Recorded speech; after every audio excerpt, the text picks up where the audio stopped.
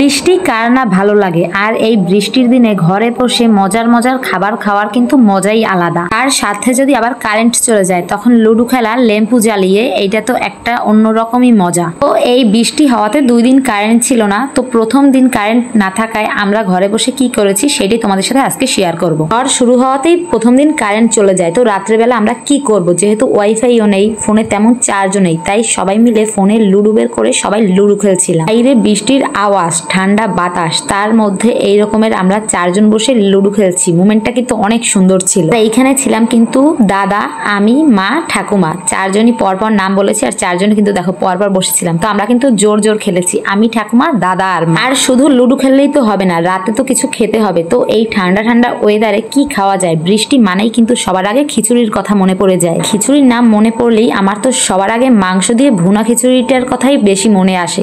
তো মাকে বলার পর মা বলল ঠিক আছে, আজকে সবাই মিলে ভুনা খিচুড়িই খাবো। আর কোনো কিছুই কিন্তু একা একা খেতে ভালো লাগে না, তাই এদিকে পিসিকে ডেকে পিসিকে দিয়ে আমরা ভুনা খিচুড়ি বসিয়ে দিয়েছি। আর মাংসগুলো ভাজছিল দেখে তো আমার অনেক লোভ লেগেছে। মাংসটাকে ভেজে রেখে তারপর একে একে যা যা মশলা লাগে সবগুলো দিয়েছে। আর আমি কিন্তু ভুনা খিচুড়ি তেমন রান্না করতে পারি না, তাই আজকে ভাবলাম ভিডিও করব, পাশাপাশি আমিও শিখে রাখবো। আর এই ফুল ভিডিওটা কিন্তু আমি করে রেখেছিলাম ভুনা খিচুড়ির, কেননা আমার পিসির হাতের ভুনা খিচুড়ি কিন্তু অনেক মজা হয়। তারপর আমি দেখলাম যে কি কি মশলা দেয়, আর ভাবলাম যে আমার মনে থাকবে না, তাই সম্পূর্ণ ভিডিওটা করে রাখি। আর তোমরা যদি এই রেসিপি চাও অবশ্যই কমেন্ট করবে। আজকে আমি তো এটা শিখে রাখলাম যে এর পরবর্তীতে আমি রান্না করে দেখবো যে পিসির মতন এই রকমের হয় কিনা। রান্না প্রায় শেষ পর্যায়ের দিকে, এর ভিতরে ঘরে গিয়ে দেখি জয়দা, পথিকদা, নিলয়দা সবাই মিলে দাবা খেলছে। তাই ওদের জন্য আবার একটু নুডলস বানালাম। আর শুধু ওরা না, আমরা সবাই খেয়েছিলাম। ভাবলাম খিচুড়ি হতে হতে সবাই একটুখানি নুডলস খেয়ে নেই। আর খিচুড়ি যেহেতু এখন হয়ে গেছে, তার জন্য তো অবশ্যই শসা, লেবু, পেঁয়াজ এগুলো না হলে তো চলেই না। তাই পিসি ওদিকে রান্না করছিল আর আমি এদিকে শসা, টমেটো,